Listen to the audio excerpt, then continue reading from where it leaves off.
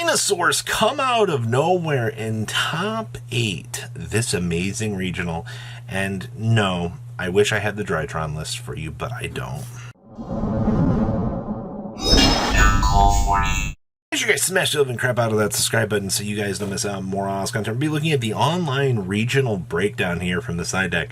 And this is, wow, Dragon Link was your most represented deck in the top cut. I'll be. Winning the regional was actually Unchained. I'm not all that surprised either. Unchained has been doing pretty good out here. And people just, they're like, oh my gosh, like, why is Unchained doing so well? It's a good deck. We also had Rescue Ace. We also had Dinosaur, which I do have the Dinosaur list. That is my headliner for this. I'm super excited to show off that list because I think it's so cool just to see how Dinosaur could evolve out here. We also have some Purely shenanigans as well. I mean, Purely has been a pretty consistent mainstay deck in the format. There's not a lot to talk about that. We also have some Runic Sprite, and we also have Drytron. Now, I do not have the Drytron deck. The duels didn't want to share it. There's nothing I can do about that. They wanted to keep it quiet for their upcoming YCS. So let's pass on over to top deck list. All right, just digging straight on into this here. We have our Unchained list that won the regional, and we are sporting off 2 Pot of Prosperity, so you can get some sort of filtering options going here. This is going to be fine. I mean, you don't want to bulk down too much on a lot of this stuff, though it can get the job done. And of course, all of the books down here. All of the defensive options that they really wanted to make sure that they could see are all tucked away down here in the side deck as a point for them to get to. And they're also citing skill drain down here as well. I think this is actually pretty interesting that this is a completely different take than we've seen from a lot of other duelists out here. And the fact that you're kind of getting the chance to round out, you know, the control aspects down here relatively easily for this definitely makes Unchained one of the scariest decks in the room when you're seeing the fact that they can mode change and all of a sudden they have all of these defensive outs and you're like, what am I supposed to do about this? The answer is not a lot. There's not really much you can really do. Next up here is Rescue Ace coming in 4th place, and you once again see the fact that this deck has adopted all of the Book of Moons, because this deck has to make sure that it can play the game. Unfortunately, you know, if your opponent is turbo piling through you, or they set up that big fateful interruption, you need to be able to answer it and do your thing. We're also playing triple Fenrir here. This deck does need the ability to spot removal problematic cards, and it's a free special summon, so it's not going to punish you by deploying this. If anything, it gets you a free deck thin, and, you know, it gives you the ability to go ahead and start punishing your opponent. And once again, you see that we have the triple Hydrant in here as well. I also found it very interesting that we are seeing some Jekyll and Crystal Heart down here in the extra deck. I swear, the little extra deck options they get. Shout out to no Salaman Great Link Monster either. That was something that I definitely liked about some of the previous builds, was you could use the Salaman Great Link Monster to go ahead and deploy on up and make some relatively interesting sub-plays with this deck. Fire's pretty interesting in terms of attribute. Next up is our Dinosaur deck, and yes, they are playing the Fire Opal Head as their vanilla monster of choice. The fact that this is by far, I think, one of the best looking dinosaur lists that I've seen on paper to date is actually kind of mind boggling to me. Some lists you can just look at and you're like, wow, that looks really good. That flowed really well. This looks absolutely straightforward. I see that we are also playing triple Book of Eclipse. You want to make sure that you can get the massive board swings if you need, if your opponent's set up, you know, something that might be a little bit more detouring. You also have the Dark Hole here for cleanup as per usual. If, you know, you need to blow up a baby here and trigger it. Also, only one Pterodon in here. Okay.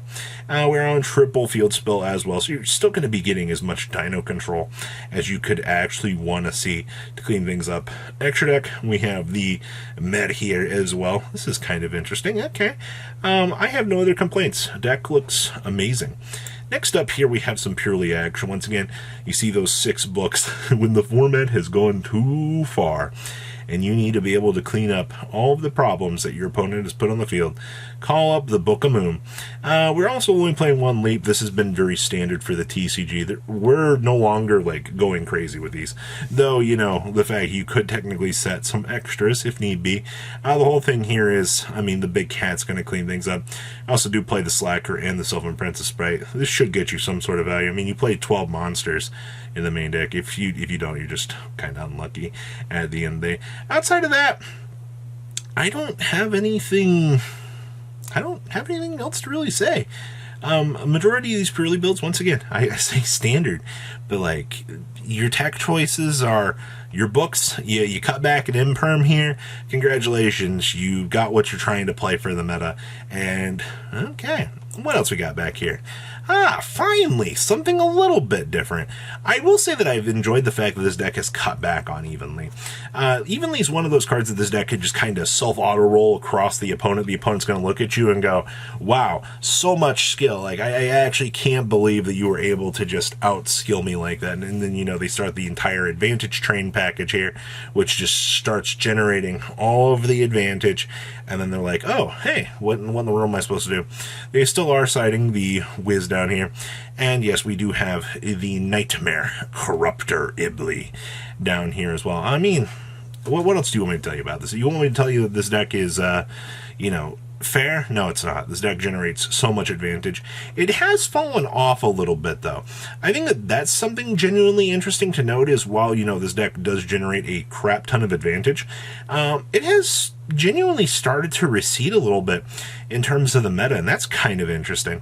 Next up here, we have the Dragon Link duels. I gotta give it a shout out here to William Candia and, of course, the team Unax here. If you guys... of course, William, I believe, was one of the ones that came up with the Red Eyes Black Meteor Dragon, or at least one of the first earliest ones that we've seen here, taking advantage of this. 6 books and 3 Dark Rulers. So anything that the opponent might be looking at you, putting on the field as a threat, you're going to immediately be able to clean up. Now, one interesting tech choice down here is the Destructive Daruma Cannon. This deck can't immediately toggle for things like this, but it is kind of interesting to see, like, the inclusion of this with the thrust in order to, try to see this. I mean, sometimes you just have to hard draw this card. Sad day, but technically 4 copies of it does help. And we have some dimensional barriers in here as well, and big old Pinkertops in here, trying to clean things up as well. Now, we also have a Synchro pile down here. I know a lot of people have been wanting to see some Synchro good stuff decks. There's got to be some way to kind of, make Synchro feasible. Well, it did get 10th place out of this regional, and I think that's kind of cool.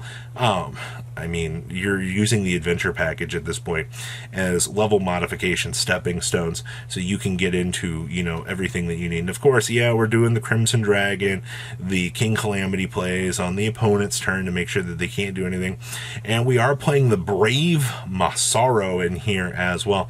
Maybe we need to look at some of the fun things that you can actually do with this deck, because you're telling me that all the Synchro package is just toggle up, punish the opponent so they can't actually play the game. Yeah, that's the Synchro package experience at this point in time. You will get a lot more interesting versions of this deck out there for sure, but that's going to be the best value you're going to get at this point in time. Next up here, we have Salamangreat from Zachariah Butler.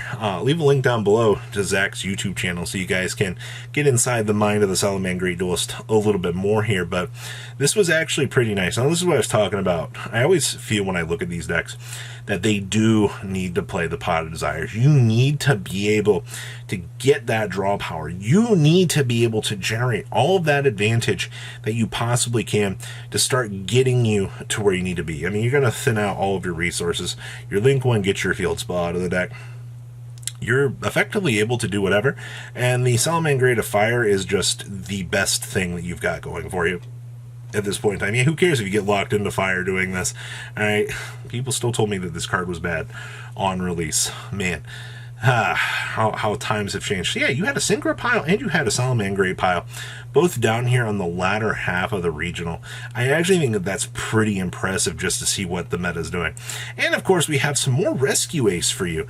So this looks like we shaved off a little bit more of the fat that we'd seen from the previous version here, which once again isn't bad. All right, you're still playing the 6 books. You need to be able to answer that. You have the filtering options. You do play 1 talents, which is fine. Would you believe it if I told you that I think this deck's pretty straightforward at this point in time? you don't get a lot of innovation with Rescue Ace. I mean, like, you decide, hey, you know, what hand traps am I going to try to flush out? You're going to decide if you're going to put it in berms.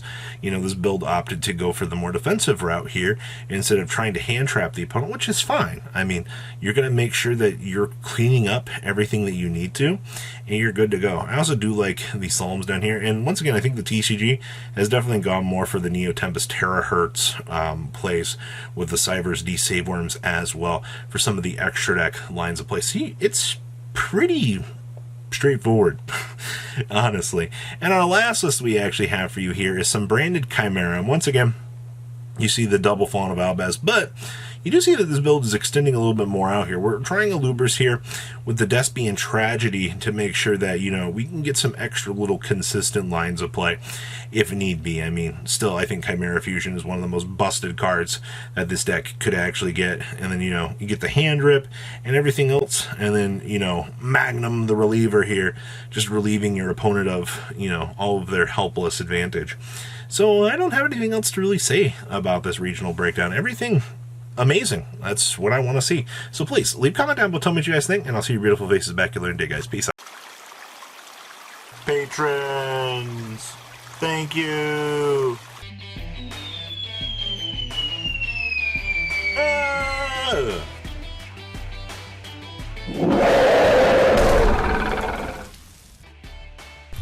Thank you so much for watching. Check out these other videos.